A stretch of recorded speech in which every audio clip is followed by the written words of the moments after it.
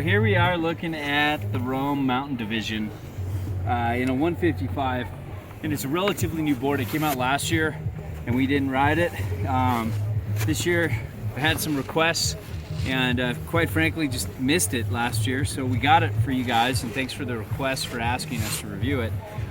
It's got kind of camber all the way to the back, you know, and then to about the front foot, and then a flat to a little bit of tiny bit of rocker, they said, but it's mainly flat, and if you look down you can kind of see it, and it's directional.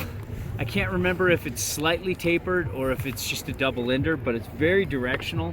And we're on the 155. I would have liked the size up from here. I think it would have been a little better, and it's like this is a 155 with the 25.5 waist, which is good for Peter and our feet, but not for Jimbo's. It's a little bigger, but I still would have liked the 159. They also set the stance a little narrow for me, so it felt a little, you know, my feet were a little too close together. But despite all that, I still had a really fun time on this board. I was making really fun carvy turns, very directional, didn't like it riding switch, good pop, fast, stable, just kind of reminds me of like a more directional Anthem with a little bit of hybrid camber going on. And I think the right rider, especially somebody with, you know, like if we were riding this, we'd be on like the 158 or 159, the next size up. That would be like our perfect point. But I think a bigger foot would like it better than me. So I think it's kind of a fun, like borderline mid-wide, you know, upper end of the regular spectrum kind of board. And yeah, Rome did a great job. You know, it's kind of what I expected, just like a directional Anthem, kind of like the old SS. So what do you think, guys? Jimbo, Peter?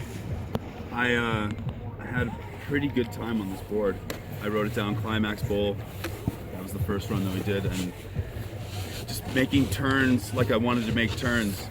When a snowboard's not, when I can tell how I like snowboards by if I can feel like they're there or not, like if they're with me when I'm snowboarding. And this guy was with me for sure, making just turns wherever I wanted to.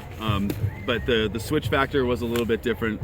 I did find it a little funny of the switch, but I could do it, but just made it do what I wanted, really. Board has a lot of pop, feels really good underfoot, just going down normal stuff. I would have liked a little bit bigger of a board, because going down, just hitting a few like mogully spots and like a few little just slight ice patches kind of coming out of nowhere, it just kind of bucked me around a little bit, and I just felt like I needed a little bit more underfoot to keep me comfortable. But all in all, I mean, has a ton of pop. It doesn't ride switch super well. It's super directional, and the butters were, you know, mediocre at best. It's a little bit stiffer, but all in all, man, I think that someone would absolutely love this board. I mean, it's just like, it's got that perfect shape for someone looking for a more playful camber, flat Camber-ish. Camber-ish shape.